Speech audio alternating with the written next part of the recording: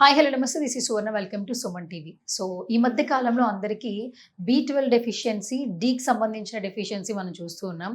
ప్రతి ఒక్కరిలో కూడా ఆ డెఫిషియన్సీలు మనం చూస్తూ ఉన్నాం. అసలు ఎందుకు బి12 డెఫిషియన్సీ వస్తుంది? డి విటమిన్ తక్కువ ఉండటం వల్ల మనకి ఎలాంటి ఆరోగ్య సమస్యలు వస్తాయి? మనతో మాట్లాడడానికి ఏపీఎన్ హాస్పిటల్స్ నుంచి డాక్టర్ సుధాకర్ గారు ఉన్నారు. ఆయనతో మాట్లాడదాం. Hi sir. సో నమస్కారం. నమస్తే అండి. హ్మ్. ప్రతి ఒక్కరిలో చూస్తున్నాను సార్ రెగ్యులర్‌గా హ్మ్. నేను. అంటే కాలేజ్‌కి వెళ్ళే దగ్గర నుంచి జాబ్‌కెళ్ళే వరకు గూడా ప్రతి ఒక్కరు ఏంటంటే first of all back pain వస్తుంది. కళ్ళు తిరుగుతూ ఉన్నాయి. నీరసం అనిపిస్తుంది, ఆయాసం అనిపిస్తుంది అనగానే వెంటనే డాక్టర్ దగ్గరికెళ్ళి బ్లడ్ టెస్ట్ చేయించుకుంటున్నారు. బ్లడ్ టెస్ట్ చేయించుకోగానే ఫస్ట్ ఆఫ్ ఆల్ ఏంటంటే డి విటమిన్ లేదు అని చెప్పేస్తున్నారు.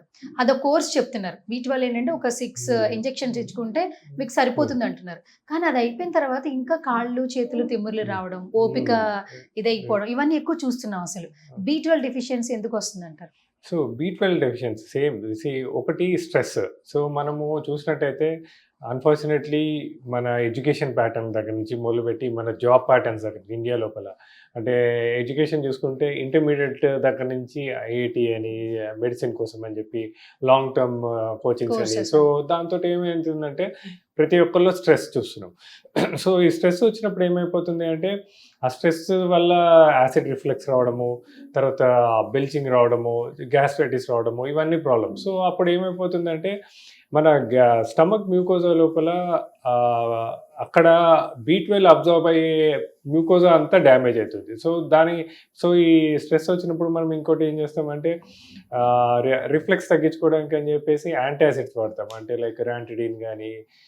సో ఇవన్నీ ఏం చేస్తాయంటే బి12 అబ్జార్ప్షన్ తగ్గిస్తుంటాయి. ఎప్పుడైతే మనము ఈ యాంటాసిడ్స్ కానీ అంటే యాసిడ్ రిఫ్లెక్స్ని తగ్గించడానికి చాలా టాబ్లెట్స్ వాడటం మొదలు పెడతామో అప్పుడే బి12 డెఫిషియన్సీస్ రావడం మొదలు పెడతాయి. సో ఫైనలీ ఏంటంటే బి12 డెఫిషియన్సీ చాలా కామన్గా చూస్తుంటాము.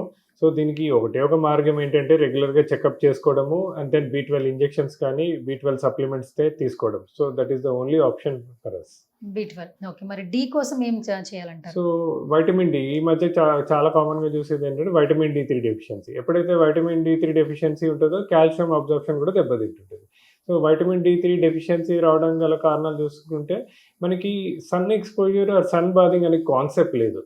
So morning 6 to 7 or 8 maximum ఆ టైంలో సన్ ఎక్స్పోజర్ అయితే చాలా బాగుంటుంది. కానీ అన్ఫార్చునేట్లీ మన ఎడ్యుకేషన్ సిస్టమ్ కానీ మన జాబ్ సిస్టమ్స్ కానీ వీటన్నిటి వల్ల రైట్ ఫ్రమ్ యంగ్ ఏజ్ ఒకటి మార్నింగ్ స్కూల్స్ కానీ కాలేజ్కి వెళ్ళిపోవడము, లేకపోతే మార్నింగ్ రెడీ అయ్యి ఆఫీస్లోకి వెళ్ళటము. సో సన్ ఎక్స్పోజర్ అనేది చాలా తక్కువ ఉంటుందండి, మనకి ఆ కాన్సెప్టే లేదు. సో దాంతో వైటమిన్ డి డెఫిషియన్సీస్ రావడము, ఆ వైటమిన్ డి డెఫిషియన్సీస్ రావడం వల్ల కాల్షియం అబ్జార్ప్షన్ దెబ్బతింటము, కాల్షియం అబ్జార్ప్షన్ దెబ్బతింటం వల్ల మయాల్జియాస్ అంటే మజిల్ క్రాంప్స్ రావడము, మజిల్ పెయిన్స్ రావడము, మనం చిన్న 25-30 ఇయర్స్ వాళ్ళకి మజిల్ పెయిన్స్, మజిల్ క్రాంప్స్ చూడటము, ఇవన్నిటి కూడా కారణం చూస్తే వైటమిన్ డి3 డెఫిషియన్సీ. సో వీటన్నిటికీ ఒకటే చెప్పేది ఏంటంటే ఇంతకుముందు లాగానే 6 to 7 సూర్య నమస్కారాలు చేసుకోవడము, 6 to 7 మధ్య వాకింగ్ చేయటము, ఇలాంటివి ఏమైనా కాన్సెప్ట్స్ డెవలప్ చేసుకోవడము. And then the next option is vitamin D supplements. ఎప్పుడైతే ఇట్లాంటి మజిల్ క్రాంప్స్, మజిల్ పెయిన్స్తో సఫర్ అవుతున్న వాళ్ళకి వైటమిన్ డి3 తక్కువ ఉందనుకోండి, వాళ్ళకి వైటమిన్ డి3 సప్లిమెంట్స్ ఇవ్వటము, దాంతోపాటు కాల్షియం సప్లిమెంట్స్ ఇవ్వటము.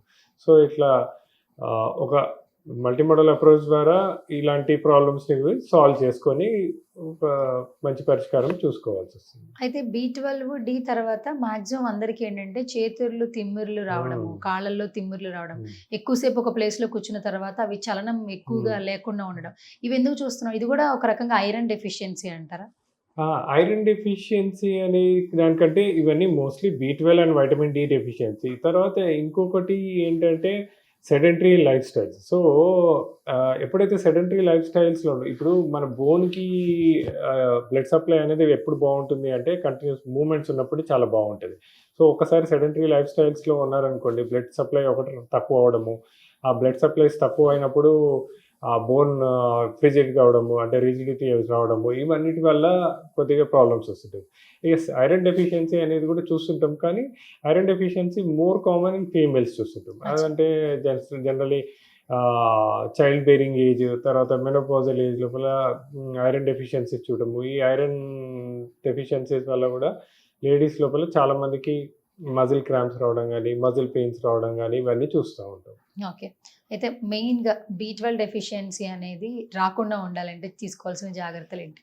First thing stress management. Stress management is the biggest thing. అది ఎప్పుడైతే కరెక్ట్‌గా మేనేజ్ చేసుకుంటామో, అంటే whether it is education related stress కానీ, వర్క్ రిలేటెడ్ స్ట్రెస్ కానీ, ఫ్యామిలీ రిలేటెడ్ స్ట్రెస్ కానీ, ఇంతకుముందు నేను చెప్పినట్టు especially young females or 30-40 years females with చిన్న పిల్లలతోటి వాళ్ళ స్ట్రగుల్స్ కానీ, ఎప్పుడైతే అవన్నీ స్ట్రెస్ మేనేజ్మెంట్ కరెక్ట్‌గా చేసుకొని మెడిటేషన్, యోగాని రిలీజియస్‌గా లైఫ్ లోపల ఇంబైబ్ చేసుకుంటామో, ఈ B12 డెఫిషియన్సీస్‌ని మనము తగ్గించుకోవచ్చు.